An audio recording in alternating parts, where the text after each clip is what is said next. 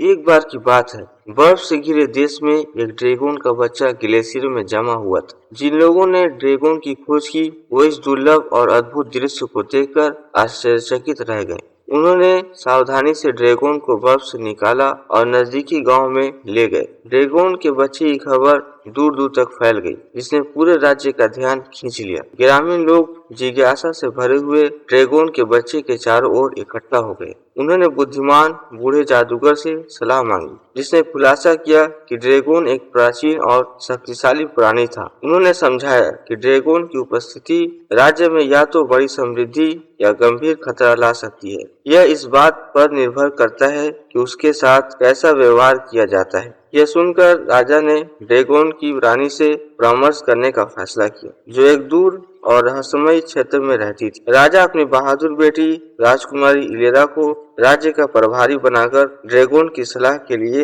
एक खतरनाक यात्रा पर निकल पड़ा। जैसे जैसे दिन बीतते गए, बेबी ड्रैगन को एक जादुई कमरे में बंद कर दिया गया। राजकुमारी इलेरा करुणा और जिम्मेदारी की भावना से भरी हुई हर दिन ड्रैगन से मिलने जाती थी, उससे बात करती और उसका साथ देती। उसका मानना था कि ड्रैगन कोई खतरा नहीं बल्कि शानदार प्राणी है, जिसे मदद की जरूरत है। एक दुर्भाग्यपूर्ण रात एक जादूगर ने गांव पर हमला कर दिया। अफरा तफरी के बीच ड्रैगन का बच्चा कमरे से बाहर निकल गया। ड्रैगन ने खतरा को भांप लिया। ड्रैगन ने अपनी जादुई शक्तियों का इस्तेमाल किया। जादूगर और उसके गुर्गों को पीछे ढकेल दिया और गांव को विनाश से बचा लिया। राजा इस खबर को सुनकर वापस लौटा और पाया कि राज्य सुरक्षित है। उसे एहसास हुआ कि ड्रैगन का दिल शुद्ध था और उसके इरादे नेक थे। लोग जो एक समय भयभीत थे, अब ड्रैगन को एक अभिभावक और रक्षक मानने लगे। जैसे जैसे समय बीतता गया, ड्रैगन की ताकत और बुद्धि बढ़ती गई, जिससे राजकुमारी इलेरा के साथ एक अटूट बंधन बन गया। साथ में उन्होंने